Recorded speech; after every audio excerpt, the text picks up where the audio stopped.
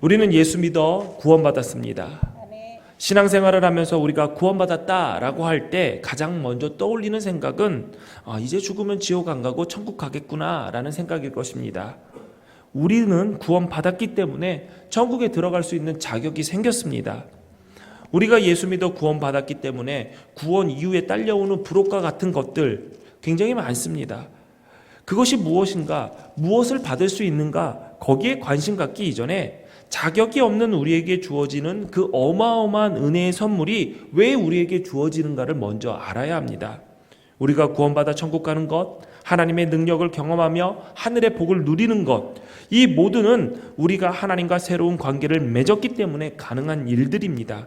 그러므로 우리가 신앙생활을 하면서 관심 가져야 할 것은 하나님으로부터 무엇을 얻을 수 있는가, 어떻게 해야지 빨리 더 많이 받을 수 있을까가 아니라 지금 나는 하나님과 어떠한 관계를 맺고 있는가, 그 맺어진 관계를 나는 잘 지키고 있는가, 거기에 대해 더 관심을 가져야 할 것입니다.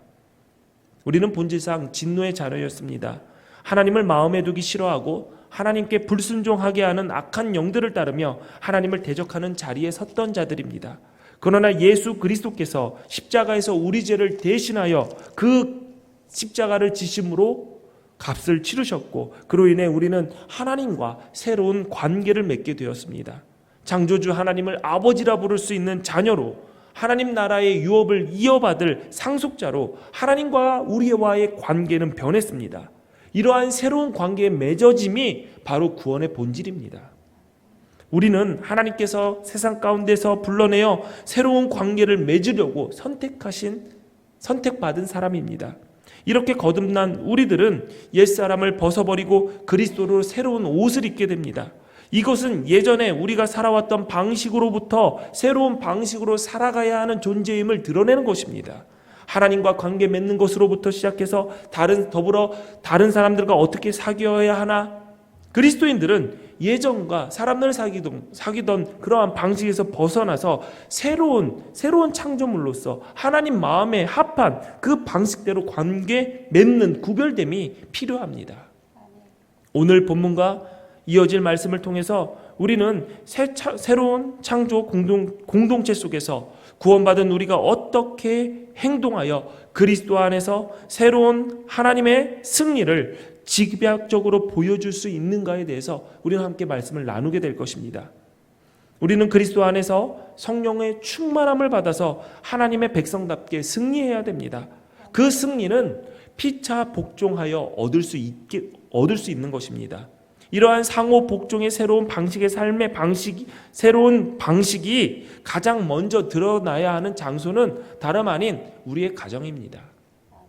하나님께서 우리에게 허락하신 공동체 중에 가장 기초가 되는 것이 가정이고, 기본이 되는 관계가 부부관계입니다. 또한 가정은 우리가 하나님의 말씀을 듣고 배운 내용을 가장 먼저 실천해야 하는 순종의 현장입니다.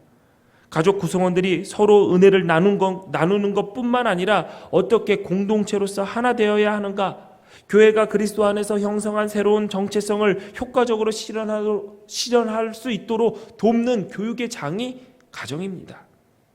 우리가 기억해야 할 것은 변화된 삶, 가장 증명되고 검증되어야 하는 곳은 교회, 세상 밖 그런 곳이 아니라 가정입니다. 성령 충만한 삶도 부부 사이를 통해서 먼저 검증이 됩니다.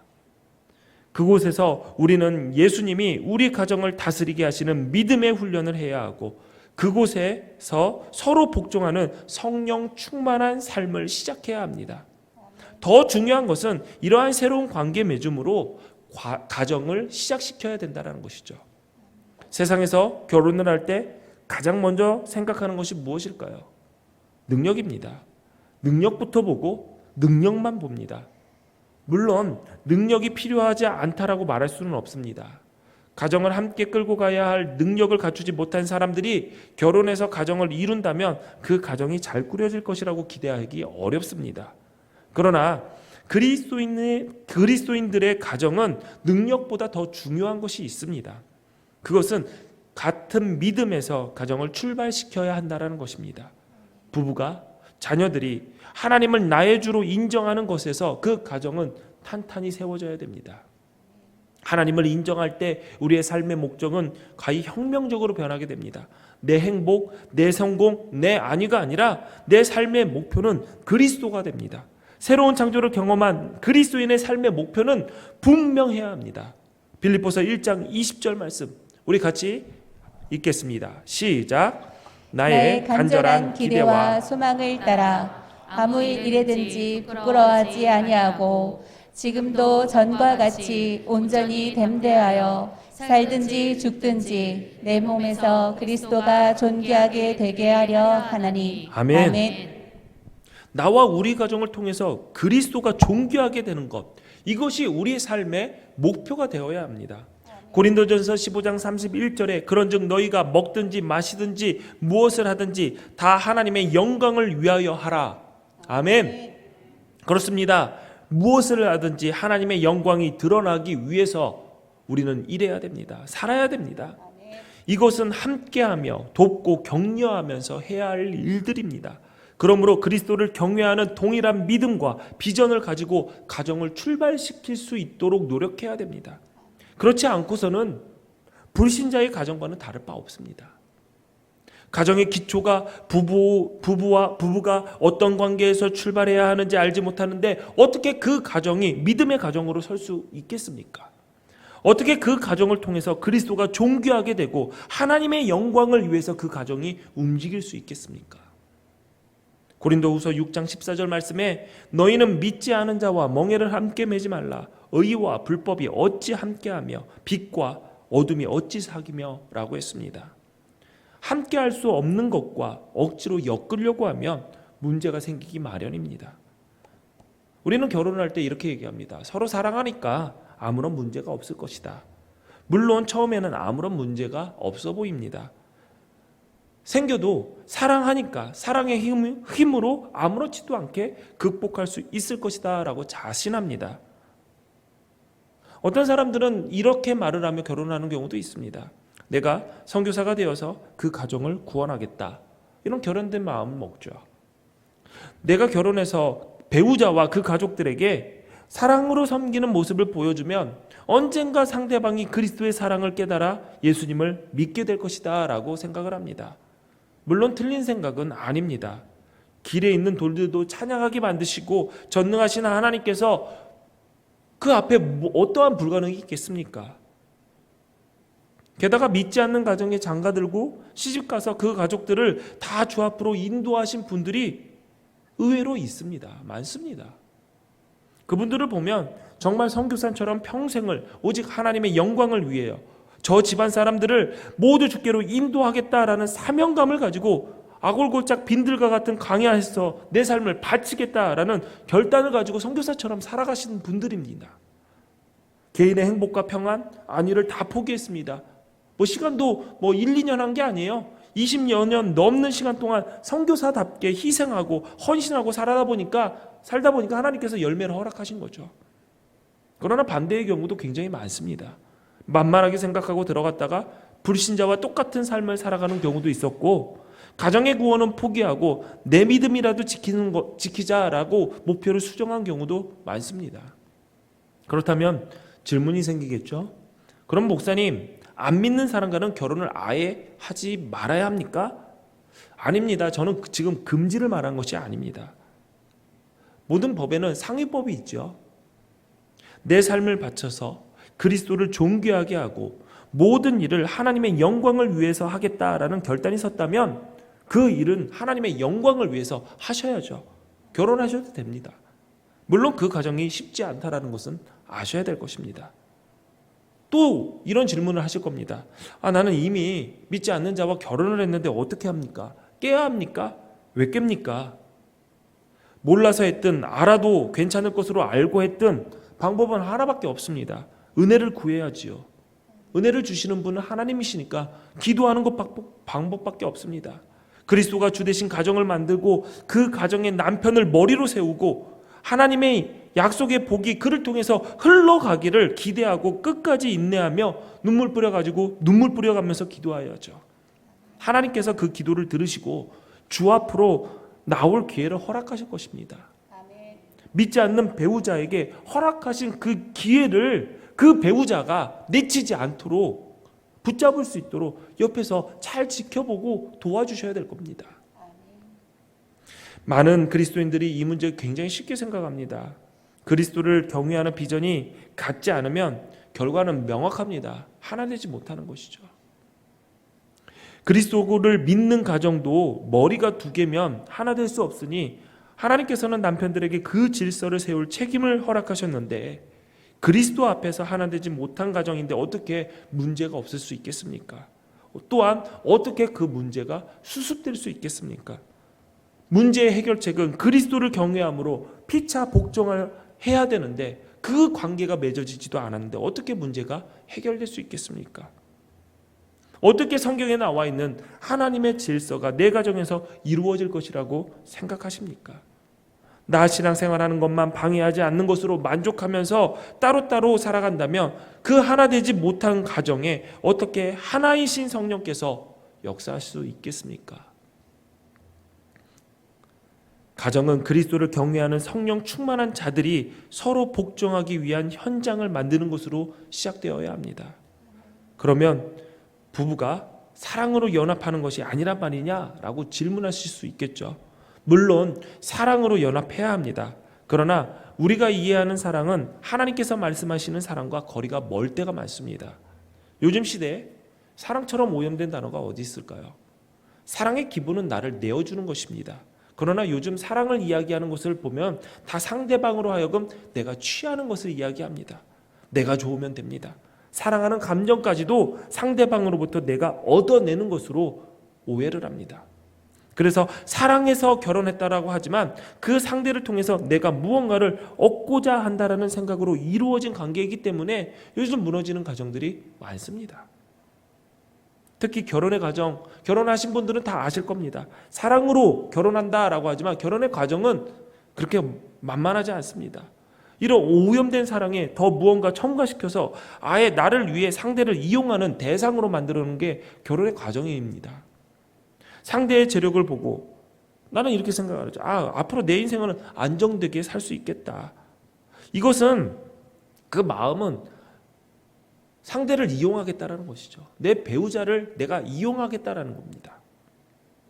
세상의 모든 결혼은 상대를 통해서 내가 얻을 것을 먼저 생각을 합니다. 내가 이만큼을 줬으면 그래도 못해도 이만큼은 얻어야지. 더 얻으면 더 좋고 라고 생각을 하죠.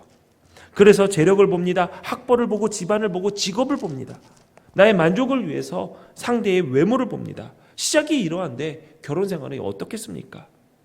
결혼 생활의 시작과 동시에 서로에게 무엇을 얻어낼 수 있을까? 탐색을 하고 얻어내기 위한 투쟁이 시작이 됩니다. 서로에게 만족하는 것을 얻지 못하기 때문에 불만족스럽고 싸우고 불화가 생기게 되는 것이죠. 믿음의 가정들도 예외는 아닙니다. 믿음도 상대방을 통해서 얻으려는 경우가 있습니다. 내 자녀가 신앙생활을 제대로 하지 않는데 믿음 좋은 사위나 며느리를 얻으면 어떻게 좀 되지 않을까 기대를 합니다.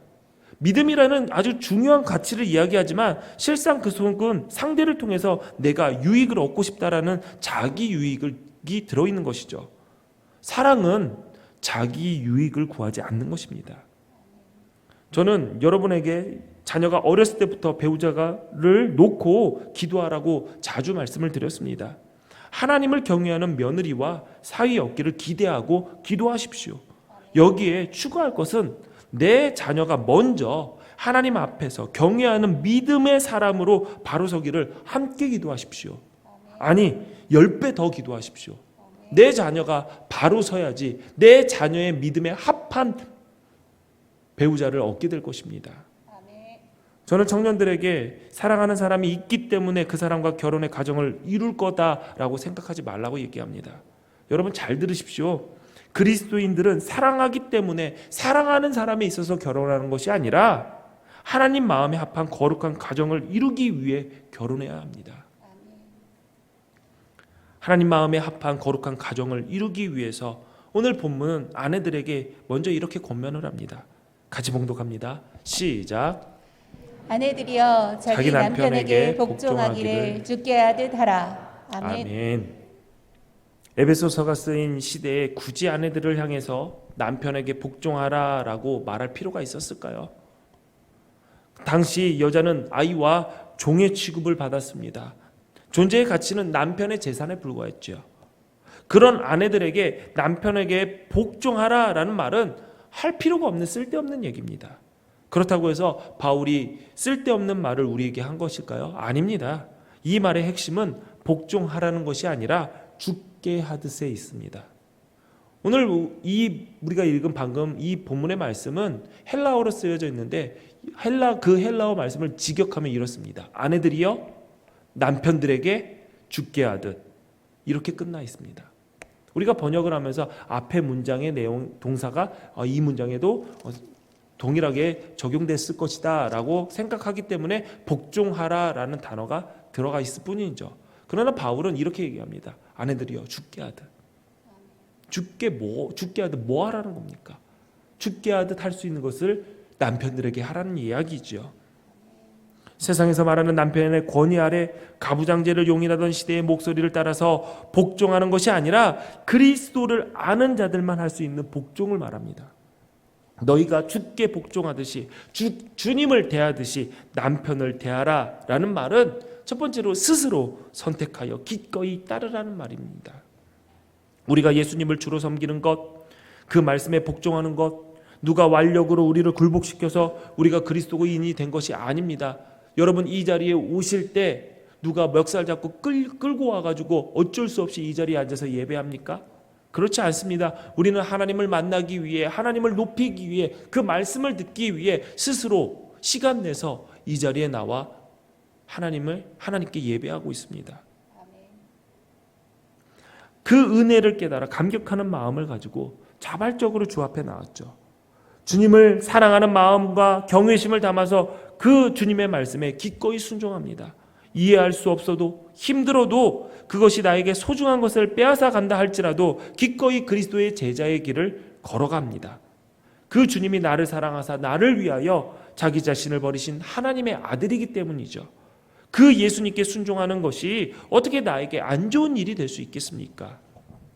우리는 하나님을 사랑하는 자, 곧 그의 뜻대로 부르심을 입은 자들에게는 모든 것이 합력하여 선을 이룬다라는 그 말씀을 붙들고 믿고 자발적으로 주님 앞에 복종하는 자들입니다.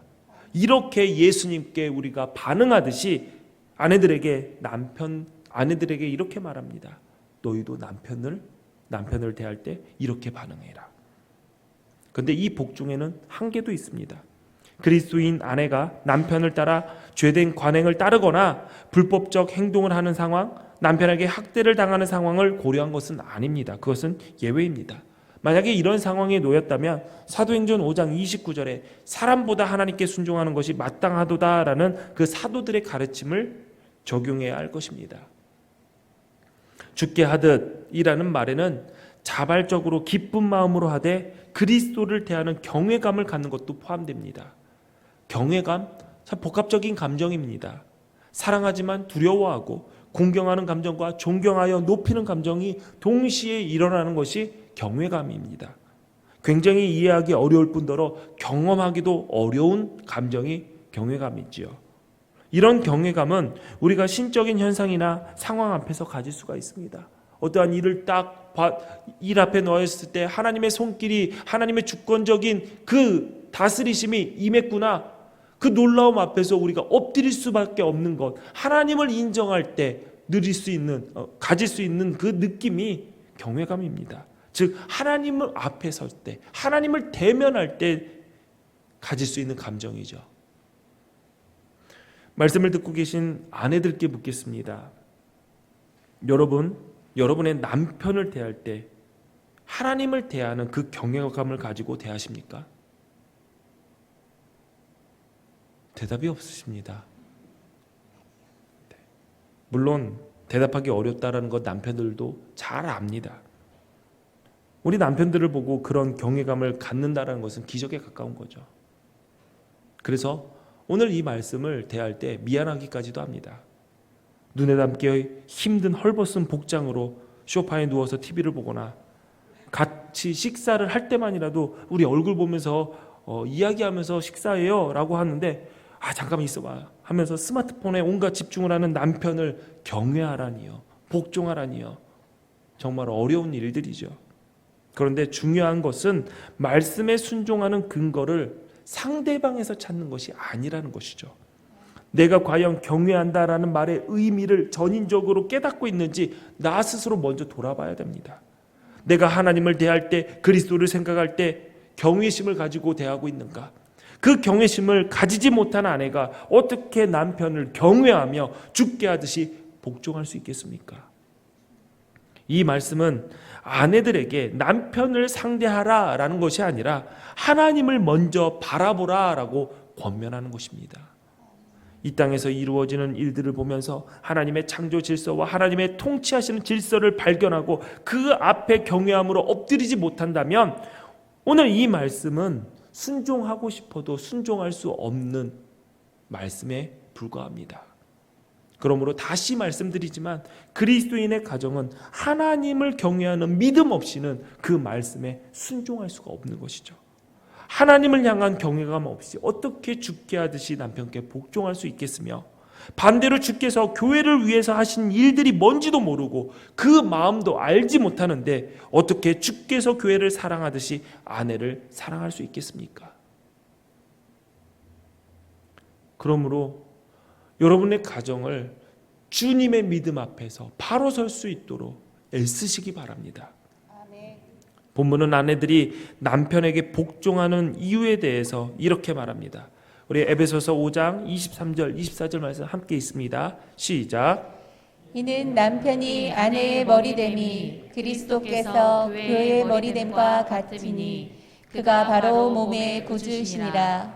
그러므로 교회가 그리스도에게 하듯 아내들도 범사에 자기 남편에게 복종할지니라. 아멘. 바울이 아내들에게 자기 남편에게 복종하라라고 권면한 이유는 그리스도인 가정에서 남편과 아내의 관계가 그리스도와 교회의 관계를 본받아 형성되었기 때문입니다. 고린도전서 11장 3절을 보면 이어서 얘기합니다. 나는 너희가 알기를 원하노니 각 남자의 머리는 그리스도요 여자의 머리는 남자요 그리스도의 머리는 하나님이시라. 여기에서 머리를 어떻게 우리가 이해해야 될까요? 이 머리는 무엇을 비유했을까요?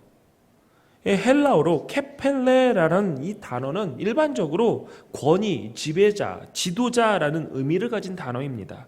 그래서 많은 신학자들이 이 단어를 지배권, 권위로 이해했습니다. 아내들의 권위는, 아내들에 대한 지배권은 남편이 가지고 있다라고 해석을 한 거죠. 그런데 고대 문헌의 다양한 본문들을 해석해 보니까 우리가 생각하는 그 지배권, 권위로 케팔라에라는 단어가 자주 쓰여지지 않고 오히려 아르콘이라는 단어가 많이 사용되었다라고 발견하게 되죠.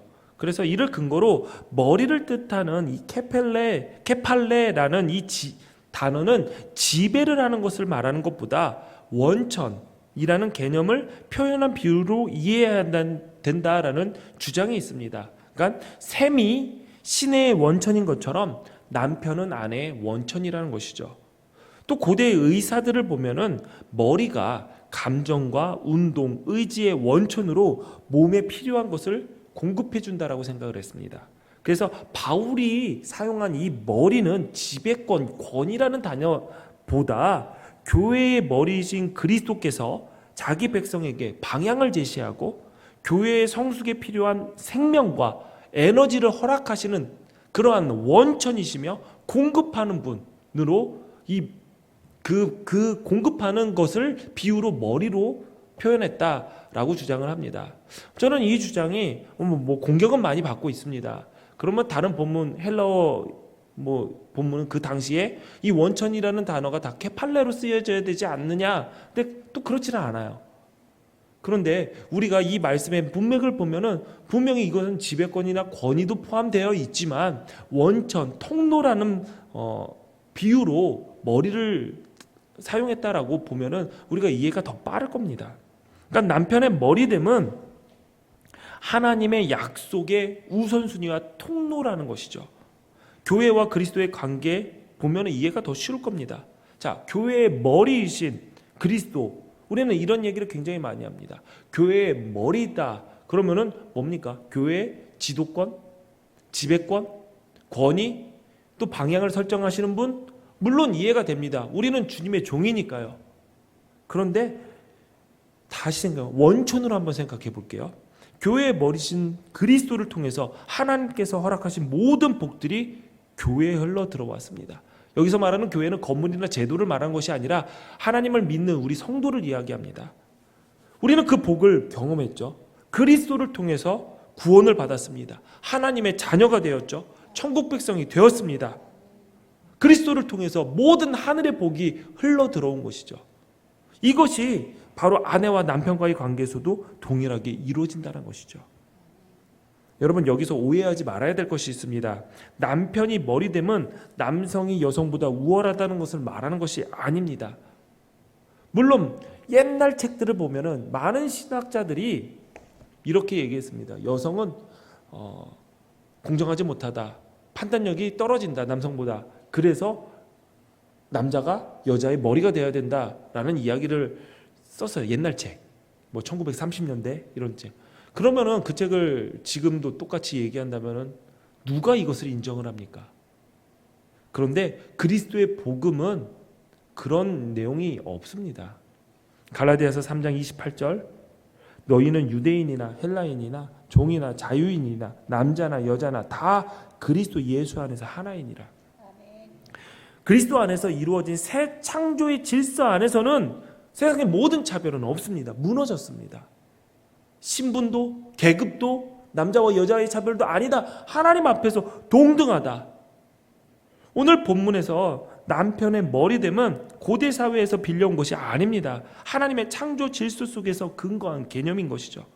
하나님은 남자를 먼저 창조하시고 남자에게서 여자를 돕는 배필로 또 창조하셨습니다. 우리가 잘 알듯이 갈비뼈를 취해서 아담의 갈비뼈를 취해서 하와를 창조하셨죠.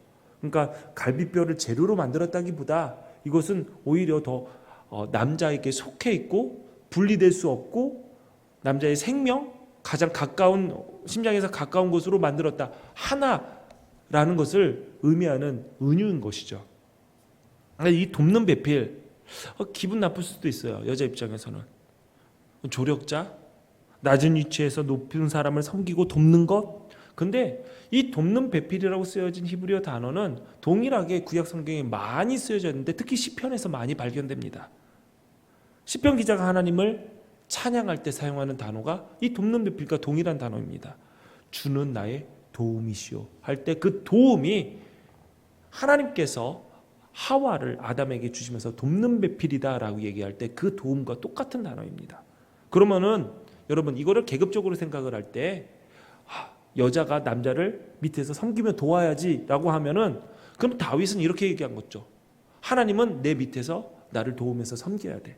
그거 아니지 않습니까?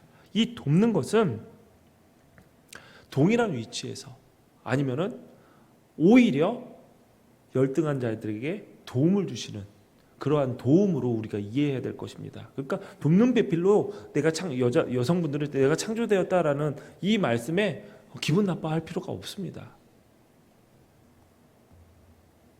남편의 머리됨, 우리는 이렇게 이해해야 되죠. 억압이 아니라 돌봄으로, 굴림이 아니라 책임으로, 하나님의 약속의 복의 통로와 원천으로 남편의 머리됨을 이해해야 됩니다. 오늘 본문은 아내들에게 이것을 인정하라는 것이죠. 그 질서 아래 하나님께 하듯 주님께 하듯이 자발적으로 경외감을 가지고 사랑하는 마음으로 남편에게 복종해야 합니다. 아멘. 복종이라는 단어 계속 나오니까 기분이 나쁘죠? 특히 여성분들 기분 안 좋을 겁니다. 왜냐하면 우리는 복종이라는 단어를 내가 힘이 없기 때문에 어쩔 수 없이 그 앞에서 무릎을 꿇고 복종해야 된다라고 생각하기 때문이죠. 그러나 여기서 말하는 복종은 당시 사회에서 힘에 의해 계급에 의해 복종하는 것과는 전혀 다른 복종입니다. 비슷한 말을 한번 찾아볼까 제가 고민했는데 사랑 외에는 다른 단어가 생각이 나지 않아요. 복종하는 거, 여기서 말하는 복종은 사랑의 개념의 큰 개념의 한 부분입니다. 사랑에는 큰 개념 안에 오늘 본문에서 나오는 복종이 포함이 되어 있는 거죠. 제가 예를 들어 보겠습니다. 요즘 복숭아철이죠. 맛있죠. 특히 우리 이종구 집사님이 딴 복숭아가 제일 맛있는 것 같아요. 복숭아를 먹고 싶어요. 그러면 제가 아내에게 이렇게 얘기합니다. 저 복숭아 먹고 싶어요. 깎아줘. 그러면 제 아내가 네 하고 복종합니다. 뭐 그렇게 놀라세요? 저 이렇게 살아요. 근데 여러분, 제가 힘이 세거나 제 아내보다 계급이 높아서 제 아내가 복종하는 것일까요? 아닌 거 아시지 않습니까? 이거는 애들도 다 압니다. 올해 성경학교 때 제가 다윗과 골리앗에 대한 설교를 하면서 골리앗 흉내를 냈어요. 야, 너희들 가운데 목사님하고 싸워 이길 수 있는 사람 한번 나와봐. 목사님 태권도 공인 3단이야 하면서 막 발차기도 보여줬어요. 나와봐. 나랑 싸워서 나를 때려 눕힐 수 있는 사람 나와봐. 이 키도 작고 힘도 없는 꼬맹이들아. 그랬더니 애들이 기분이 안 좋아.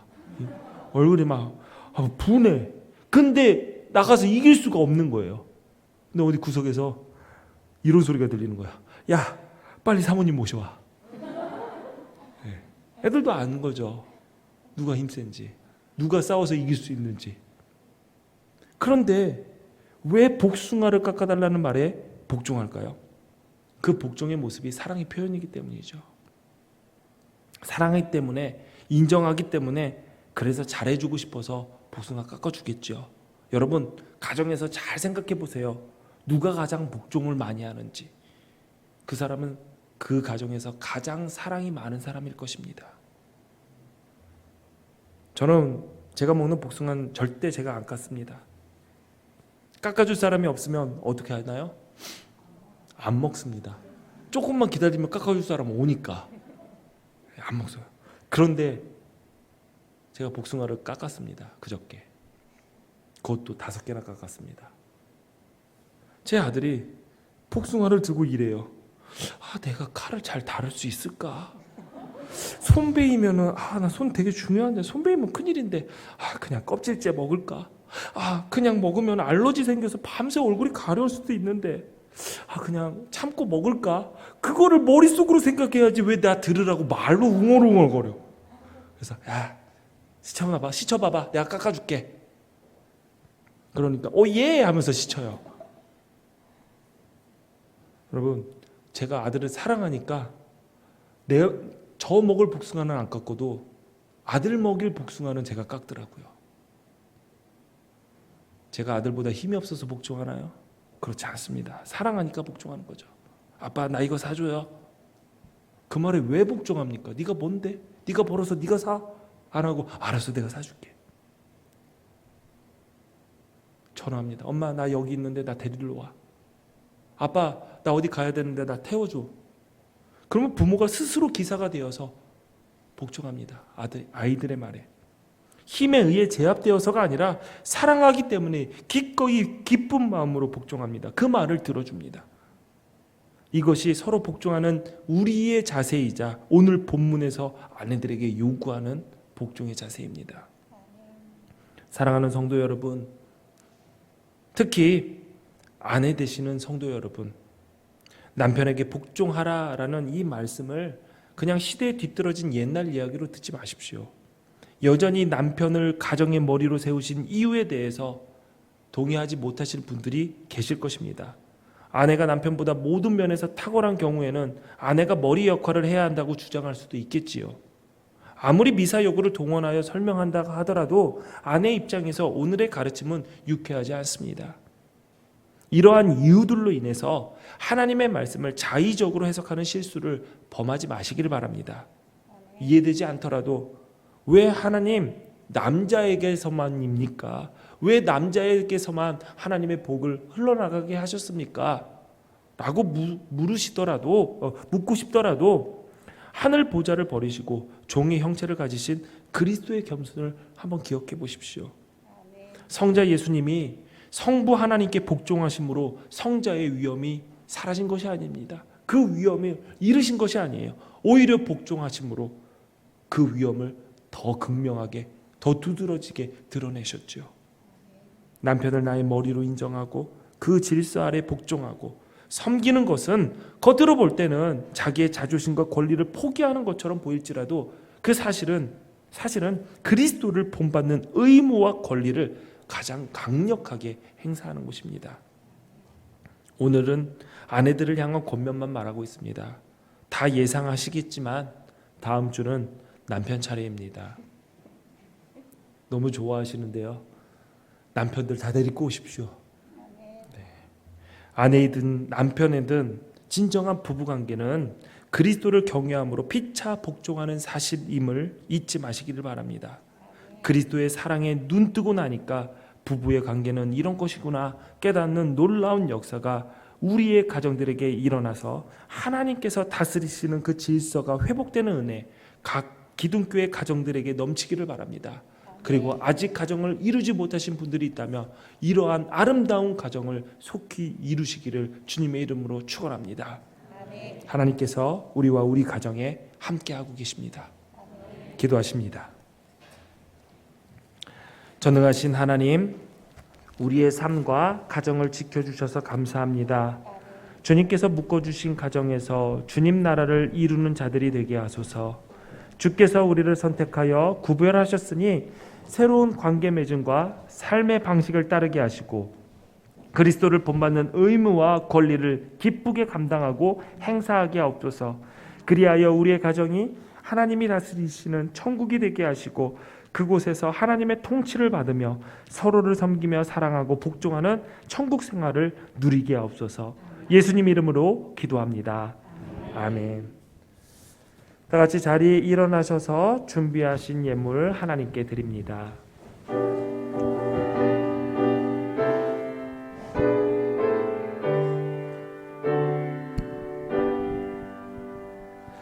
모든 것이 주께로부터 왔으니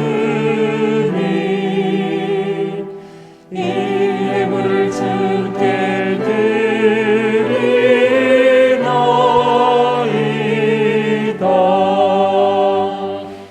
아멘.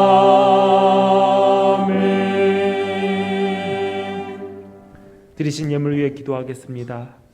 주님, 세상에 살면서 얻은 소득을 구별하여 하나님께 드립니다. 주님, 우리의 마음과 우리의 삶과 우리의 전부를 이 예물에 담아서 하나님께 드립니다. 기쁘게 받아 주옵소서. 주님께서 허락하신 것들 하나님 나라를 이루는 일에 쓸 수 있도록 우리에게 지혜를 허락하여 주시고 물질보다 주님을 더 사랑하며 세상의 것보다 하늘의 보화를 더 소중히 여기며 여기는 지혜로운 삶 살게 하여 주옵소서. 예수님 이름으로 기도하옵나이다. 아멘.